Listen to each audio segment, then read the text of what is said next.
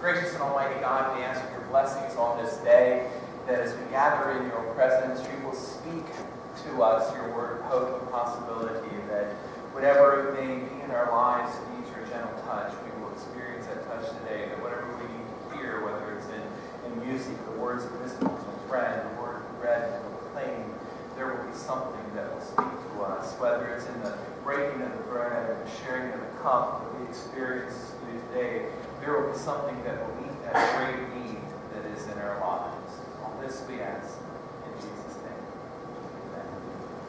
Amen. This is an incredible chapter in the gospel. Early on, we see this incredible scene of Jesus. He's been preaching and teaching.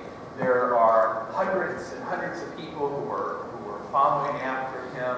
You have this scene on the hillside where this vast multitude are there, and the disciples are getting worried. They're saying it's getting late today. People are hungry. Pretty soon they're going to be looking at us because we're kind of the leaders. What are you going to do for us? And they're like worried, scared. We can't feed this multitude. Jesus, send them home. And Jesus says, there's got to be something we can do. See what you got, a little boy with a lunch pail, some bread and fishes. Next thing you know, a miracle happens.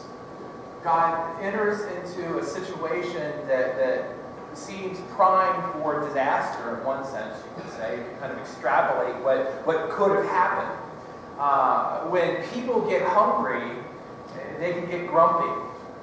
You ever been there? You ever had one of those times where you've had a long, tiring day, work has been stressful, things have not been going the way as planned, everything you've touched has just seemed to fall apart, all the best laid plans that you've had just seem to be, going rocky.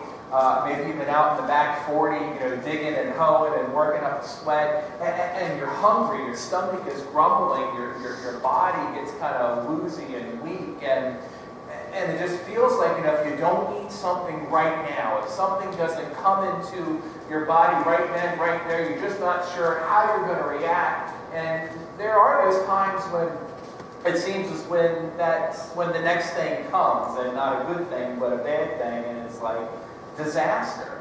The people were hungry there on the hill that day, and something needed to happen, and Jesus feeds them. There's this incredible miracle, and we're told that the thousands were fed, and there was even some left over. And then Jesus starts to teach and preach and kind of, go deeper. The immediate physical need was handled. They ate that day. They ate their fill. Their stomachs weren't rumbling anymore. But the people still had a whole range of needs. They still had the real hungers of their life that hadn't been touched yet. All their bellies were taken care of. They had gotten some bread. They had gotten some fish. And, lunch was satisfied. But there was still all the needs and hungers in their life that had existed before that day, and the day before, were going to exist the day after. There was a need for something that would fill them up spiritually. There was a need for something that would fill them up emotionally. There was a need for something that would come into their life and reshape and reform them and make them into a new person, a new people. And so Jesus begins to teach them. And he uses that image of bread. Now, for us, bread is, we kind of consider it a staple. It's something that we need to have all the time in our house. I mean, you always want to have a loaf of bread. You can always make a sandwich. You can always, make toast. If you've got some eggs, you can make some French toast. That sounds really good on a day like this. A nice warm French toast. I'll make it a game. Then I'll have fun watching you. Okay, anyway, but bread for us in our culture is kind of like, almost a side product. Now, I will admit, for me, bread is one of those things that can be a meal. That's why I kind of got to let it go. I remember going to Bertucci's one night, and the one request my daughter had, we were getting takeout, was get bread. And the wonderful person there gave us a dozen and a half rolls kind of thing. And I think they ate on those for 3 days. It was just good bread. And really good bread can fill you up. For the people in Jesus' culture, bread was more than an add-on. Here you go to a restaurant to give you bread as kind of a holdover, something to nibble on until the real meal comes. In Jesus' culture, bread was kind of a central thing. It might be some bread and some soup and some vegetables and maybe a little piece of meat if you were lucky. Bread took, a central place in their life. And so when you had bread, you had something of substance, of value, of importance. If you had bread, you could sustain yourself. You could feed your hungers. You could be taken care of until the next day and the next day and beyond. You had to make sure that you had that bread in your life. And Jesus uses that image and he says, I am the bread of life. Huh? What are you talking about, Jesus? He uses this image and it says things like, well, you partake of me and you eat of me and you eat of my flesh and drink of my blood later on. And it kind of confuses people and they question, what's he talking about here? How can this be? Now they try and liken it to, back in the olden days, our forefathers and mothers, they ate of the bread of heaven, the manna that fell from the sky. In case anybody's wondering, that's not manna outside at the moment, but it kind of looks nice, at least from here for the moment. Nice visual, falling from the sky. How about that? Give us that. And he says, no, that's not, that was for then. This is for now. There's something different. I am the bread that God has sent into the world. I am what you need to partake of. I am what you need to have in your life right now. It's this bread that will fill you up. Because while that bread in that moment met a need that they had in the wilderness, it was there today and gone tomorrow, so to speak. They ate it, they partook of it, and that was that. It met their physical need in the moment, but it didn't last. I'm offering you something new and different. I'm telling you, people, he says, when you partake of me, it's a lasting meal. It's something that fills you up in the innermost parts of who you are. And Jesus said, if you want to know the truth, there's only one truth. Partake of me. If you want to know something that fills you up, partake of me. If you want to experience an experience of love, partake of me. If you want something that will be here with you today, tomorrow, and the next day that is unchanging for all eternity, partake of me. If you want to have something that's going to satisfy all the hungers you have, and not just the quaky belly that says it's almost time for lunch, partake of me. And then you get to that verse that says, this was a hard teaching. I mean, think about it for a moment. I mean, there he is. He says, I am the bread of heaven.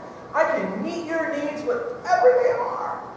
I can enter into your life in a way that makes things whole and complete. Oh, they may not be perfect. There still will be snow that falls from the sky. There still will be difficulties that we have to face. There will still be times when we're waiting to see what the doctor says. There will still be struggles with, why is this switch broken in my house and this light won't turn on? There still will be times when we worry late at night about our kids, but he says, I can be there in the midst of all of that when you partake of me to make it different, to sustain you and lift you up. And the initial response with some is, this is a hard teaching. And if you follow on, some left. They turned away. They went away because it was a hard teaching. It's hard to have faith that says, I will partake of the bread of life, and no matter what I face, I have trust and hope and a belief that God is there with me in the midst of that. That's a hard teaching. And sometimes it's easier to say, there's got to be another. Sometimes it's easier to do like a lot of us do and turn to something else or someone else or, a different way for comfort and peace. Sometimes we try to anesthetize our feelings, our soul in such a way that, if I eat this, take that, drink this, do this, go there, I don't have to feel or experience whatever it is I'm going through. But the simple reality is, once that moment's over, it's still there. It's still there. You have to find a way to get through. And Jesus says, I'm the bread of life, and I will see you through. I'm the bread of life, partake of me. And no matter what you face, no matter what difficulties, no matter what trauma, no matter what tragedy, no matter what moment of uncertainty or seemingly hopeless place, I will be there for you and with you because you have received me into your life. In a few moments, we're going to have the opportunity to come forward and receive the gift of bread and the cup. You know, for some of us, this bread and this cup it's a ritual. It's the first Sunday of the month. It's what we do. For some of us, this is a loaf of bread and this is a cup filled with some juice. And it's just an act. It's just a thing that you do. But Jesus said, I am the bread. I am the bread of life. I come to give you new life, to make your life better and different and fill you with hope. Jesus says, this is my bread, this is my body, this is my blood, broken and given and shed for you. Partake of it and you partake of me in a new and exciting way, and it can fill you up and sustain you in whatever you face this day and tomorrow and the next. And that's why then we gather around this table and we ask God's blessings upon this bread, and we return thanks to Him for this gracious gift, and we bless it and break it and share it and say, this is the body of Christ that we are receiving.